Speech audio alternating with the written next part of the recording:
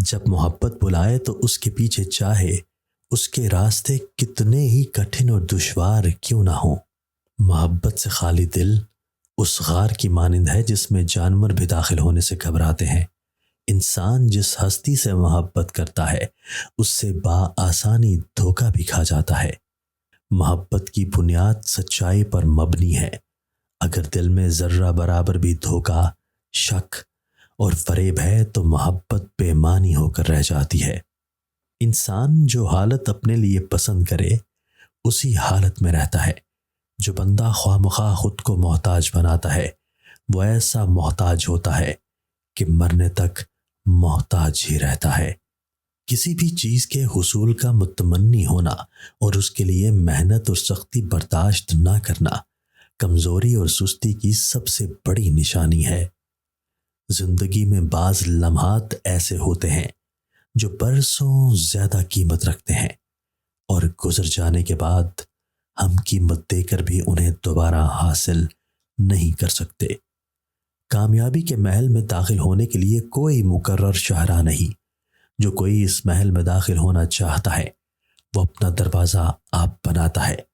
جو ہی وہ اندر داخل ہو جاتا ہے یہ دروازہ فی الفور مسدود ہو جاتا ہے اور اس میں سے کسی کو بھی گزرنے کی اجازت نہیں ہوتی۔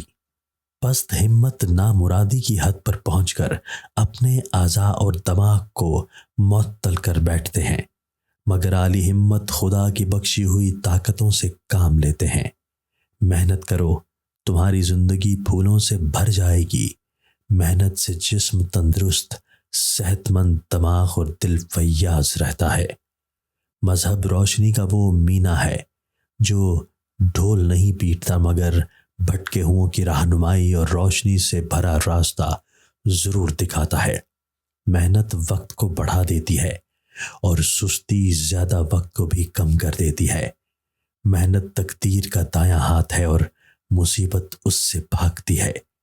محنت سے ہی ترقی کی منزل تک بآسانی چڑھا جا سکتا ہے۔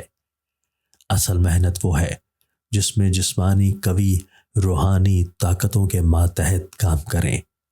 مفلس وہ نہیں جس کے پاس کچھ نہیں، بلکہ وہ ہے جو محنت نہیں کرتا یا کر نہیں سکتا۔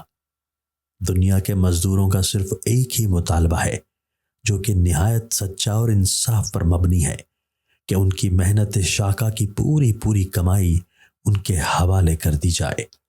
موٹی عورتیں اجوائن، چھوٹی مکھی کا شہد اور اجوا کھجور ملا کے کھائیں، 3 دن میں 6 کلو وزن کم ہو جائے گا۔ سب سے گھٹیا اور قابل تعریف وہ ہے کہ آپ کسی شخص کو اچھا کہیں اور ساتھ ہی لیکن کا لفظ لگا کر اسے مشروط بنا دیں۔ اپنے بچے کو سب سے پہلے فرما برداری کا سبق دیں، اس کے بعد آپ اسے جو سکھائیں گے وہ سیکھے گا۔